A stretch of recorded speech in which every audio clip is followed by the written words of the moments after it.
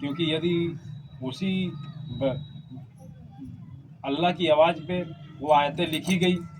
और वही ब्रह्मा जी ने ये वेदों की जब रचना की तो उनको भी कुछ आवाज़ें आई और उसी धर्म की रचना हुई, उसी ग्रंथों की रचना उन्होंने जब अल्लाह वही ईश्वर वही आवाज़ देने वाला, उसी से उन ग्रंथों की रचना हुई और उसी से वो अपने मुसलमानों की धर्म ग्रंथों की रचना हुई। तो वो अल्लाह या भगवान तो एक ही है, वो ऐसा कैसे करेगा कि इनको खाने को बोलेगा, इनको ना खाने को बोलेगा। तो इस पर बहुत बड़ी चर्चा अब चल चुकी है और इसका बहुत जल्दी, और जब ये बात मुसलमानों को समझ आ जाएगी कि भाई क्या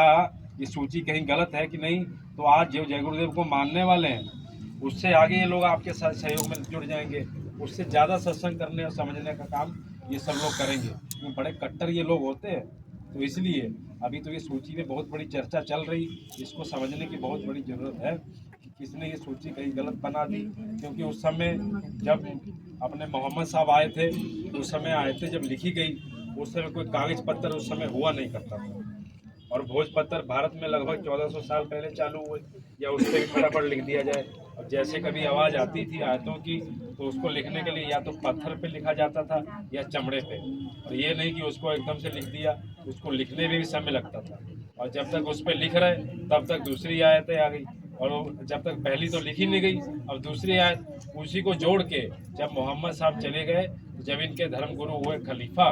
तब उन्होंने सब आयतों को जोड़ा, जोड़ के बाद इतना बड़ा धर्म कुरान ग्रंथ का बनाया गया। और उस पर ये चर्चा चल रही कि ये जो सूची बनाई है क्या ये सही है कि गलत है, क्योंकि ईश्वर ने भी आवाज़ दी तब धर्म ग्रंथों की रचना की, और उसमें तो कहीं ऐसी सूची नहीं, उसमें तो धर्म खाने पीने पे बिल्कुल मनाही है। ये गलत है कि भगवान राम ने नहीं खाया, भगवान कृष्ण ने नहीं खाया। तो इस काम के लिए देखो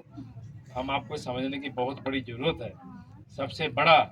और मजबूत खंभा गुरु महाराज ने हमको आपको